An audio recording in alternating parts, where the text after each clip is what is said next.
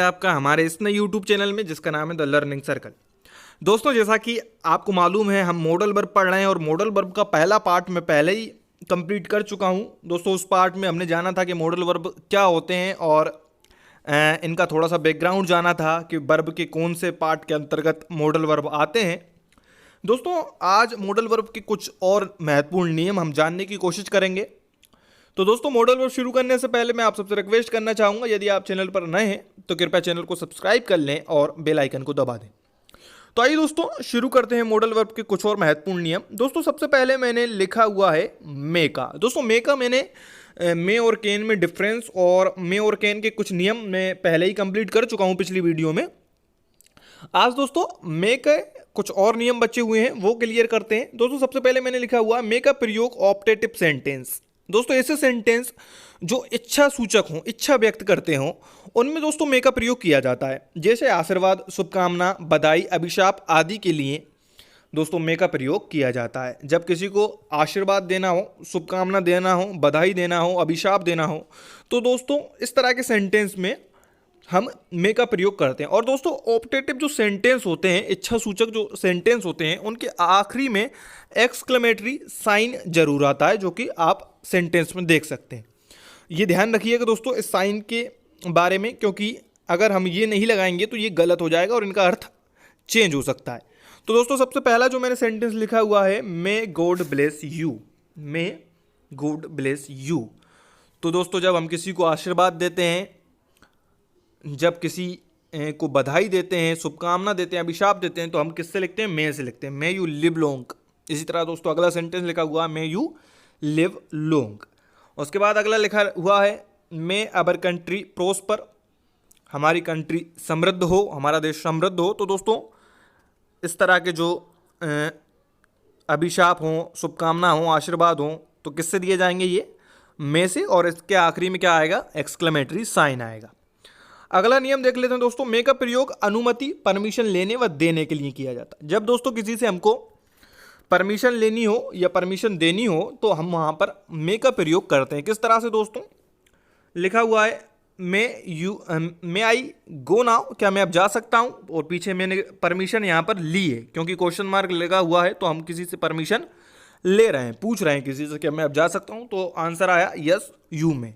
तो यहाँ पर उन्होंने जब परमिशन दी तो उन्होंने मे से दी, और हमने जब मांगी तब भी मे से मांगी। इसी तरह मे आई कम इन, हम बचपन से बोलते आ रहे हैं। जब हम क्लास में, स्कूल में, कोचिंग में एंटर होते थे तो हम टीचर से, सर से पूछते थे मे आई कम इन, तो उधर से आंसर आता था यस यू में। समझ गए होंगे दोस्तों मे का ये वाला प्रयोग। अब दोस्तों माइट का प्रयोग देख लेते हैं। माइट का प्रयोग कहाँ किया जाता है और किन किन जगह पर किस तरह से इसका अर्थ निकलता है। दोस्तों, माइट का प्रयोग पास्ट के सेंटेंस में, जी हाँ दोस्तों, माइट एक तरह से मे का पास्ट मान सकते हैं। जिस तरह से हम मे में संभावना व्यक्त कर रहे थे, पिछली वीडियो में मैंने बताया था मे से किस तरह की संभावना व्यक्त की जाती है। उसी तरह दोस्तों पास्ट की जो संभावना थी वो हम किससे व्यक्त करते हैं दोस्तों? वो माइट से व्यक्त करते हैं। किस तरह से दोस्तों? जैसे ये लिखा हुआ है, she might phone you yesterday. She might phone you yesterday. संभवतः कल उसने तुमको फ़ोन किया हो, शायद उसने कल तुमको फ़ोन किया हो। इसी तरह दोस्तों, he might become ill as he become wet. संभवतः वो बीमार हो या वो बीमार हो गया हो चूंकि वो कल भीग गया था। इसी तरह दोस्तों, Sita said that it might rain that day. Sita ने ये कहा था कि संभवतः उस दिन बरसात हो। तो दोस्तों इस तरह के जो सेंटेंस होते हैं, पास्ट की जो पॉसिबिलिटी होती है वो किससे बताई जाती है? वो माइट से बताई जाती है। और इसी तरह दोस्तों जो प्रेजेंट की पॉसिबिलिटी हम बता रहे थे वो मे से बता रहे थे। आगे और दोस्तों देख लेते हैं माइट के कुछ और नियम। माइट का प्रयोग रिक्वेस्ट, जी हाँ दोस्तों, माइट का प्रयोग रिक्वेस्ट, मोर पोलाइटनेस हेतु भी किया जाता है। ये वक्ता के हेजिटेशन एवं रिक्वेस्ट स्वीकार न होने की स्थिति को व्यक्त करता है। जी हाँ दोस्तों, मे और माइट दोनों से हम रिक्वेस्ट करते हैं, लेकिन दोस्तों जो माइट से करते हैं वहाँ पर दोस्तों रिक्वेस्ट स्वीकार होगी इसका बहुत ही कम चांस होते हैं। जैसे कि नीचे सेंटेंस लिखा हुआ है, might I borrow your car. क्या मैं आपकी कार ले सकता हूँ? तो दोस्तों हमने शायद किसी ऐसे व्यक्ति से कार मांग ली हो जो किसी को अपनी चीज़ ही ना देता हो, तो वो हमको पूरा विश्वास है कि वो हमको भी नहीं देगा। लेकिन यदि हम उससे फिर भी मांग रहे हैं तो माइट से बिल्कुल हमने बहुत ही पोलाइटनेस के साथ और हेजिटेशन के साथ उससे ये क्वेश्चन पूछा। इसी तरह दोस्तों, might I borrow your golden necklace. अब दोस्तों किसी का सोने का हमने नेकलेस मांग लिया, तो सोने की चीज़ तो कोई देता नहीं है इतनी आसानी से, तो वहाँ पर भी हमको क्या होगा, हेजिटेशन होगी और रिक्वेस्ट स्वीकार ना हो ऐसा पूरा हमको अंदेशा होगा। तो वहाँ भी हम किस चीज़ से दोस्तों रिक्वेस्ट करेंगे, माइट से पोलाइट रिक्वेस्ट करेंगे। आगे देख लेते हैं दोस्तों, माइट का प्रयोग मे की तुलना में किसी घटना के घटित होने की कम संभावना, लेस प्रोबेबिलिटी को व्यक्त करता है। जी हाँ दोस्तों, मे का जो प्रयोग होता है वो किसी घटना की पॉसिबिलिटी को व्यक्त करता है, लेकिन माइट का बहुत ही कम पॉसिबिलिटी, यानी मुश्किल से वो काम संभव है। जैसा कि दोस्तों पहला सेंटेंस मैंने लिखा हुआ था, sky is cloudy it may rain today. यहाँ पर मैंने ये लिखा हुआ है कि जो बादल हैं, आसमान में बादल आ गए हैं, तो क्या होगा, वर्षा संभवतः हो सकती है। यहाँ पर संभावना है कि वर्षा होगी। लेकिन दोस्तों जो अगले सेंटेंस में लिखा हुआ था, स्काई इज नॉट क्लाउडी, कि ऐसे बादल नहीं है आसमान में, but a change in weather is always possible, लेकिन मौसम में कभी भी परिवर्तन हो सकता है। इट माइट रेन टुडे, हो सकता है कि बरसात हो जाए। ऊपर वाले और इस सेंटेंस में दोस्तों क्या अंतर है कि ऊपर वाले में अधिक संभावना है और इसमें बिल्कुल ना के बराबर संभावना है। ना के बराबर संभावना इसमें क्यों है, क्योंकि बादल है नहीं, लेकिन फिर भी बाई चांस ऐसा हो जाए, संभवतः बारिश आ जाए। कैसे आ जाए कि बादल आ जाए और फिर बारिश आ जाए, लेकिन बहुत ही दोस्तों रिमोट पॉसिबिलिटी इसमें होती है। आगे देख लेते हैं, माइट का प्रयोग कोरी कल्पना को बताने के लिए। जी हाँ दोस्तों, कोई ऐसी कल्पना जो पूरी नहीं हो सकी हो, एज इफ एज दो, I wish, he wishes, she wishes के साथ किया जाता है। दोस्तों ऐसी कल्पना जो पूरी नहीं हो सकी हो उसके साथ भी माइट का प्रयोग किया जाता है। कैसे, if you work hard you might succeed, यदि तुम वर्क हार्ड करते तो तुम सफल होते। ना तो तुमने, इसका मतलब ये है कि ना तो तुमने वर्क हार्ड किया और ना तुम सफल हुए, तो ये कैसी कल्पना हो गई, एक तरह की ऐसी कल्पना जो पूरी नहीं हो सकी। इसी तरह if you had left your watch there someone might have stolen your watch, यदि आपने अपनी घड़ी वहाँ पर छोड़ दी होती तो संभवतः उसको किसी ने चोरी कर लिया होता। लेकिन दोस्तों यहाँ पर क्या हुआ, ना तो आपने घड़ी छोड़ी ना किसी ने चोरी की। तो ऐसी दोस्तों घटना, ऐसी कल्पना के साथ माइट का प्रयोग किया जाता है जो पूरी नहीं हुई है। आगे दोस्तों कुड का प्रयोग देख लेते हैं। दोस्तों कुड और कैन दोनों ही क्षमता और एबिलिटी को बताते हैं, बट दोस्तों कुड जो होता है वो पास्ट टेंस में आता है। पास्ट टेंस में कैसे आता है, कैन हम प्रेजेंट में लिखते हैं, इसी तरह दोस्तों कैन का एक तरह से हम इसको पास्ट मान सकते हैं कुड को। और दोस्तों कुड के दो अर्थ होते हैं, एक तो सकता था और एक सका। इसके दो अर्थ होते हैं, सकता था और सका। अब दोस्तों कुड का प्रयोग किस तरह से किया जा सकता है वो देख लेते हैं। I could defeat anyone in college days, मैं कॉलेज के दिनों में किसी को भी हरा सकता था।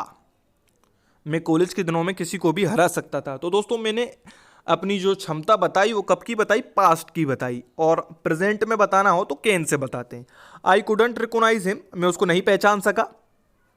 अब दोस्तों कोई व्यक्ति हमको मिला हो, उसको हमने नहीं पहचान पाया हो, और बाद में जब हम बोलें तो किस तरह से बोलेंगे कि मैं उसको नहीं पहचान सका, आई कुडंट रिकॉग्नाइज हिम।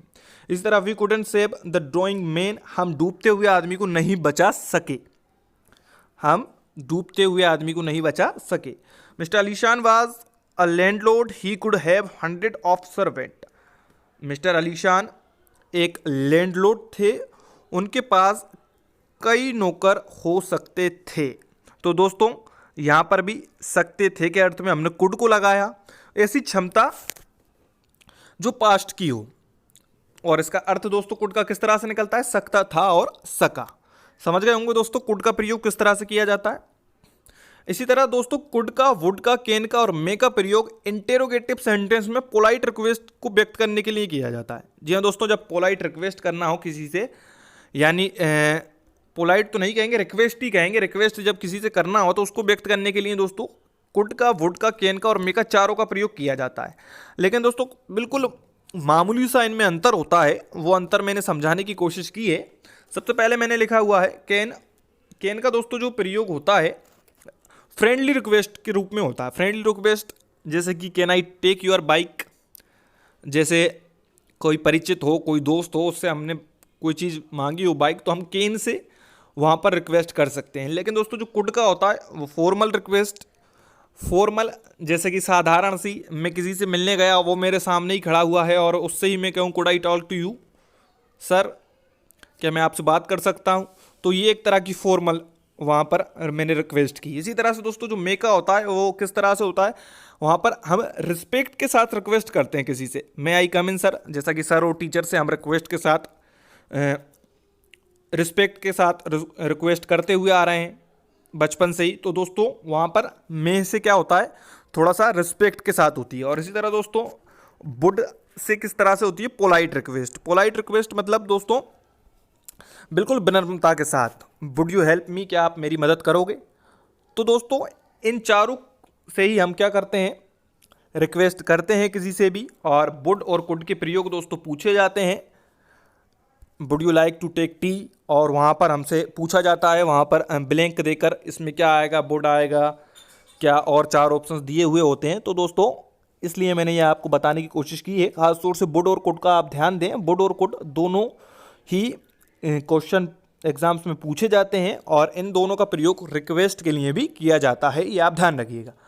आगे दोस्तों मस्ट, जो दोस्तों मस्ट का हिंदी में यदि हम देखें तो किसी चीज़ के लिए हम कहेंगे कि अवश्य, मस्ट माने अवश्य। तो दोस्तों मैंने लिखा भी हुआ है, मस्ट का प्रयोग प्रेजेंट टाइम एवं फ्यूचर टाइम को व्यक्त करने के लिए किया जा सकता है।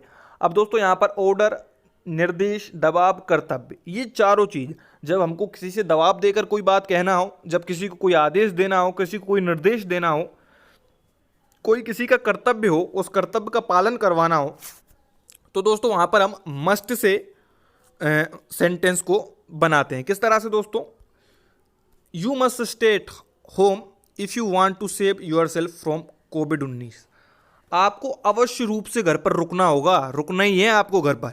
यदि आप खुद को कोरोना वायरस से बचाना चाहते हैं, कोविड-19 से बचाना चाहते हैं, तो आपको इस समय घर पर रुकना ही होगा।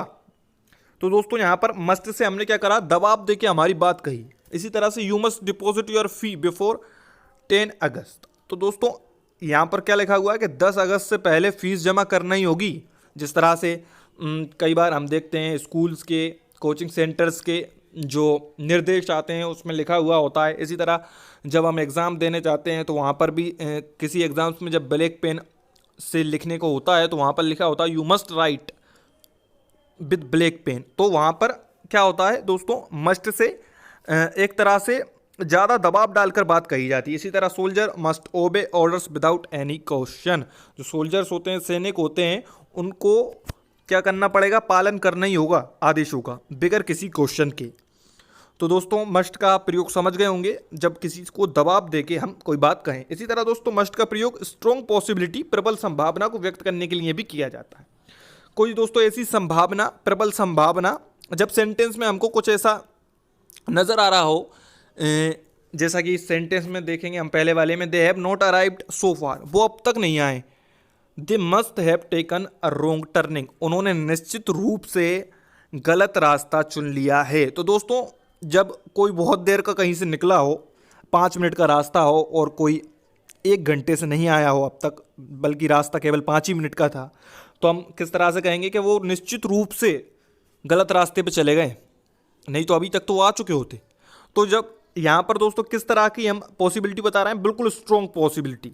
इसी तरह से यू मस्ट बी मेड, दोस्तों ये क्वेश्चन व्यापम ने MPSI 2017 में पूछा है, मैंने उसी को सीधा का सीधा यहाँ पर लिखा है, 2017 MPSI में ये आया है। You must be mad if you think I am going to lend you any more money. दोस्तों यहाँ पर खाली स्थान ब्लैंक करके उन्होंने पूछा था इस स्थान पर क्या आएगा।